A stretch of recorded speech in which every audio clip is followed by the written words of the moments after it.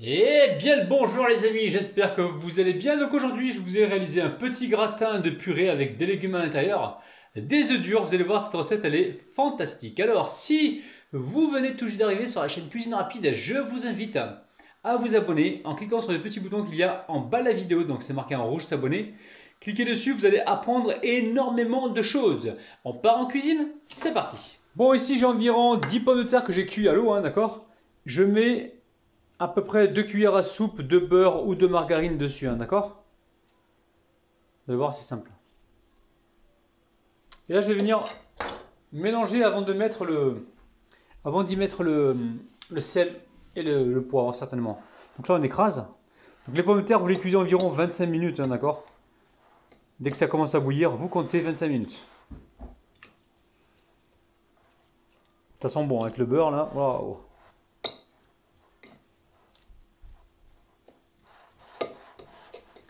Allez, ok, on met un peu de sel. Donc je n'ai pas mis pendant la cuisson, donc j'en mets un petit peu là. Et je mets du poivre.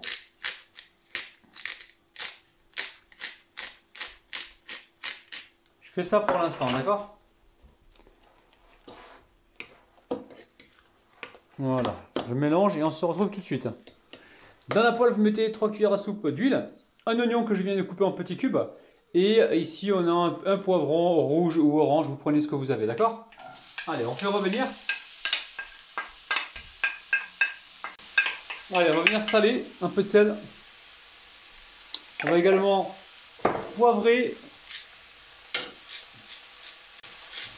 Allez, on fait revenir environ 5 minutes, hein, d'accord? Sur un petit feu moyen. Ok, donc là je récupère les légumes et je dépose tout dans la purée, hein, d'accord?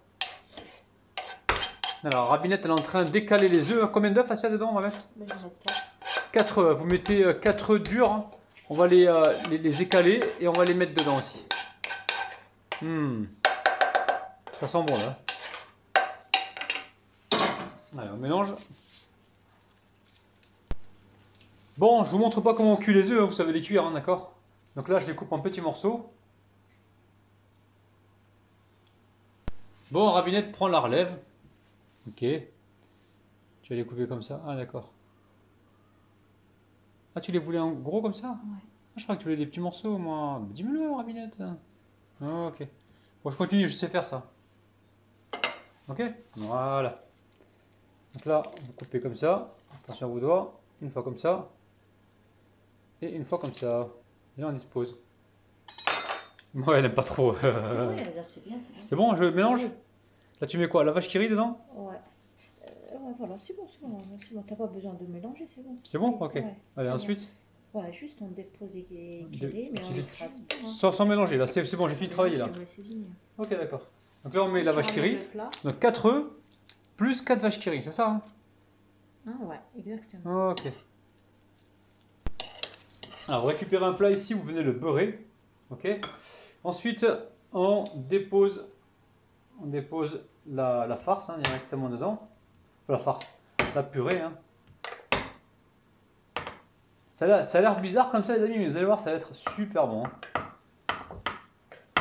Ok, ensuite, on étale la préparation, hein, sur dessus, là, vous voyez. Hein.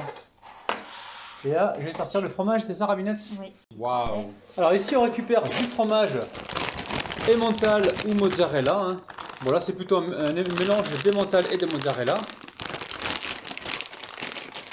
Je vais verser un peu de lait dedans, d'accord? Le lait, ça va nourrir un peu le fromage et nous aider à avoir une belle coloration. On met un peu de lait, tiens. Voilà. Ouais, c'est bon. On a versé un petit peu. Donc là, je récupère une fourchette. Allez, là, la fourchette. Ouais, voilà, on va pas servir de vaisselle. On va utiliser la fourchette qui nous a servi pour écraser les pommes de terre. Donc là, je mets de côté. Hein. Pour l'instant, je laisse le fromage absorber le lait, hein, pour avoir justement quelque chose de bien gratiné, bien joli en haut. Ok? Donc là, on a mis un peu trop de lait, mais sinon, il n'y a pas besoin de mettre tout ça. Hein, d'accord? Ok, ici, je récupère un oignon tige, parce que ça manquait de vert là. Donc là, on va en mettre un petit peu, hein, pour justement apporter plus de couleur. Vous pouvez mettre du poivron vert, hein, si vous n'avez pas les tiges d'oignon vert comme ça. Poivron vert, poivron rouge, ça donne de la couleur. Alors, dans le lait, mettez bien 5 cuillères à soupe, pas plus. Là, on en a mis un peu trop. C'est pas grave, là, le surplus va partir dans ma béchamel que je vais réaliser pour une autre recette. Donc, il n'y a pas de gaspillage. Hein. En fait, on fait plein de recettes ici. Hein. Là, on a les feuilletés. Ici, on a des baguettes briochées. On a plein de trucs, les amis. Hein. Allez, je mets ça de côté. Et ici, je viens déposer le fromage râpé. Râpé, hydraté avec le lait, hein, d'accord? Et là, il ne reste plus qu'à l'étaler. En fait, cette étape d'hydrater comme ça le fromage râpé avec le lait, ça nous évite de réaliser la béchamel. Maintenant, si vous avez le temps, réalisez votre béchamel, il n'y a pas de problème. Allez, on étale le fromage comme ceci, on se retrouve juste après. Allez, direction le four pour entre 15 et 20 minutes, d'accord? À 180 degrés, on veut une belle coloration. A tout de suite. Bon, ça y est, on arrive en fin de cuisson en 15-20 minutes, c'est ce que j'avais dit, à 180 degrés. On a une belle coloration, on dirait qu'il y a de la béchamel dessus. Ça, c'est l'effet du lait mélangé avec le fromage râpé. Ça nous donne une belle coloration. N'hésitez pas, refaites cette recette. Moi, je le fais pour le ftour, pour la rupture du jeûne. Et franchement, je pense qu'on va se régaler. Je vous kiffe, les amis. N'oubliez pas les petits pouces vers le haut. Abonnez-vous si ce n'est pas encore fait. Et nous, on se retrouve donc demain matin. Je vous retrouve donc demain matin à 9 h et demain soir à 17 h pour le live. Je vous kiffe, je vous aime, bis. Bye bye.